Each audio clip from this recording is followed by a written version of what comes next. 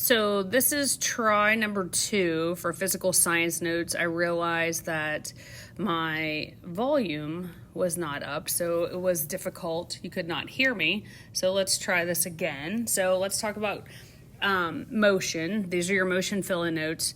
So graphs help make motion easier to, we're going to say, describe. So when you look at any graph, a graph describes the data.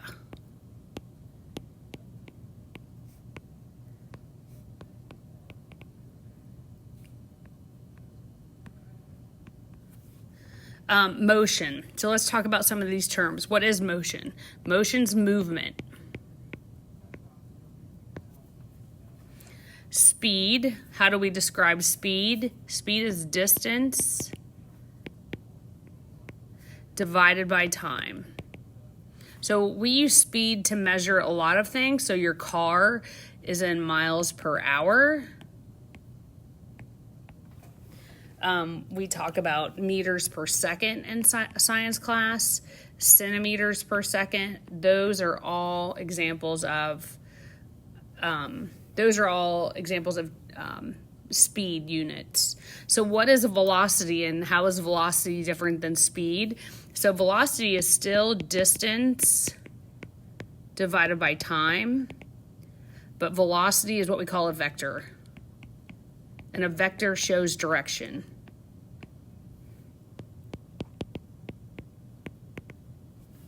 So for example, if I'm going 75 miles per hour, in order for it to be a velocity, it has to have a distance.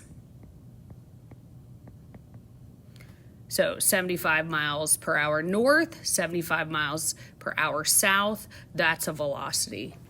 Next is acceleration.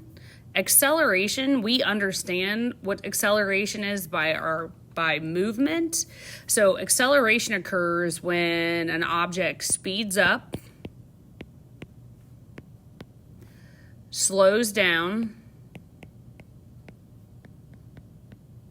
or changes direction.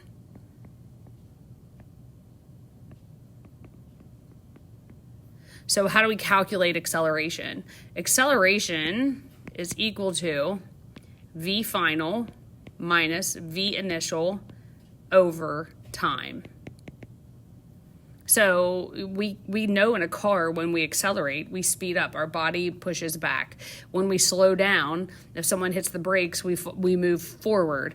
If we change direction, our body sways. So that's how we can tell what acceleration is. So let's talk about graphing and how we can look at what the object is doing by a graph. So plotting distance against time can tell you a lot about motion. Let's look at the axis. So time is always on the x-axis. This is your x-axis. Distance is always on the y. I'm just going to put d for distance. So time, so if you want to remember which one is the independent variable, I use a saying called dry mix. So the independent variable, independent, I is independent.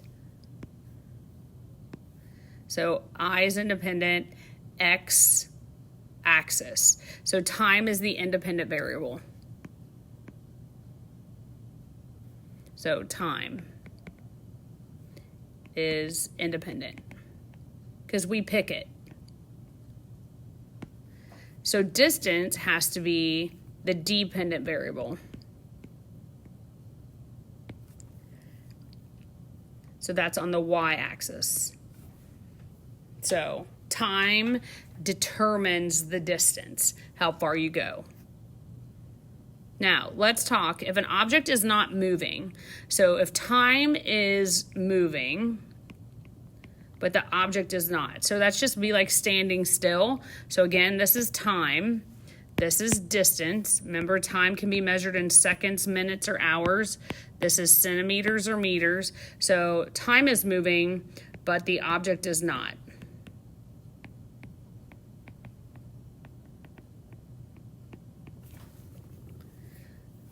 The line will look like flat. That's all it will be. It's not a very flat line, so I'll erase that. Try it again. So it's going to be a very flat line. So there's no motion there. So label the graph axis and sketch the graph as an object is moving at constant speed. So again, time is in seconds. Distance, we'll say in centimeters. So time tells us how long something goes on. So if it's constant, that means the graph is going to look like this. It's going to be at a constant rate. So for a certain amount of time you go up, you will also go up the same amount of distance. So time is moving. So is distance. So what this means is there's zero acceleration here. Zero acceleration. Because the object is not speeding up, slowing down, or changing direction. Okay, so let's look at two objects. So again, we're going to say time, distance. Okay, and if we want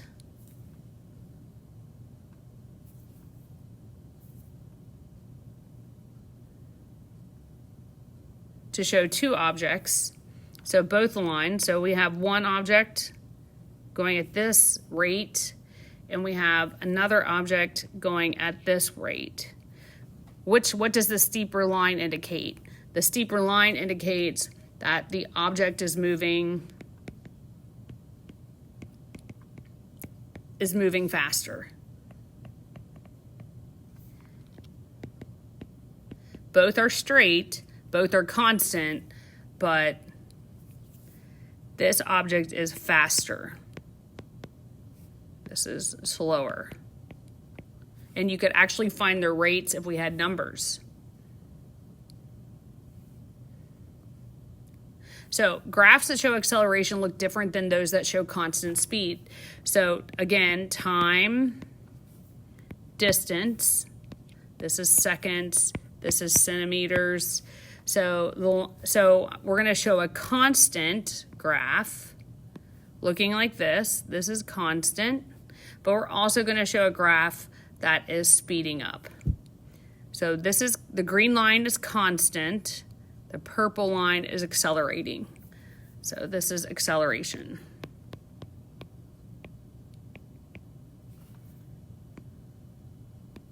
This one's constant. So the line on the graph is curving upwards. This is accelerating. Sorry for the handwriting. In other words, in a given amount of time, the distance increases at a variable rate. That's acceleration. You can also have a line, if you're looking at acceleration, you can look at something actually slowing down. So it would go this way, and I shouldn't have used purple, so we're going to change purple. And we're going to go back to here, and we're going to pick another color, so I'm going to pick red. So this is another line that goes like that. So that would be it slowing down. Okay, so let's look at the summary. The steeper the graph, we're going to say faster the object.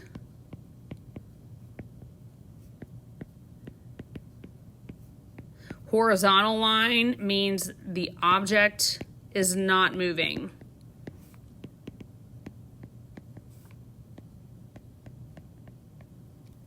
A downward slope means, so if you look up here and we're looking at a downward slope, it means it changed direction.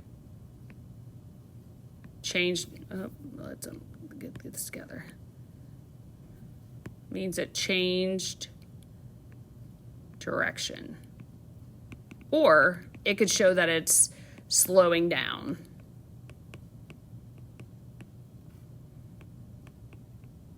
So if I'm looking at this graph, the red dot shows the line that has the steepest slope. This is the fastest. Yellow shows this stationary line here. This object is not moving at all. If I highlight with a green, this object right here is accelerating. It's getting faster. If I use an orange, this line here is moving at a steady rate. So, nope, not that one. I don't use that. I get rid of that. So if I go back to red, this one though is moving faster than the orange. So blank is how far an object travels over centimeters it moves, the whole total. This is the speed.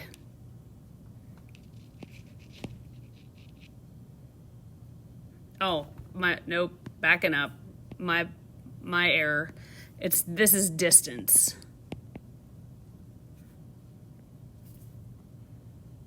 Blank is a straight line distance between where you start and where you finish.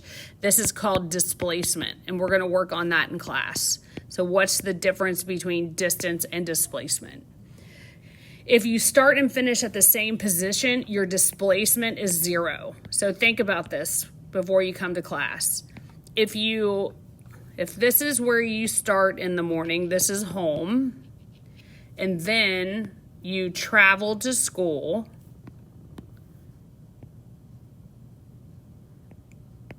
let's say it's 1 mile. But then you leave school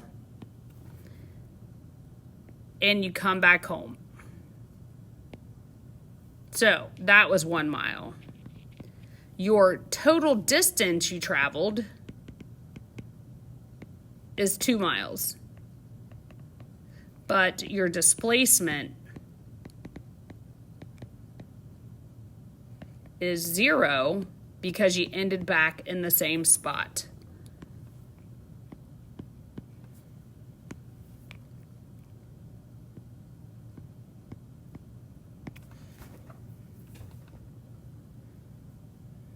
And I believe that's it for the notes. Hopefully this one worked and you can hear me. I will see you, some of you I will see this Friday, and the others I will see you next week. Have a good week, and if you have any questions, please let me know.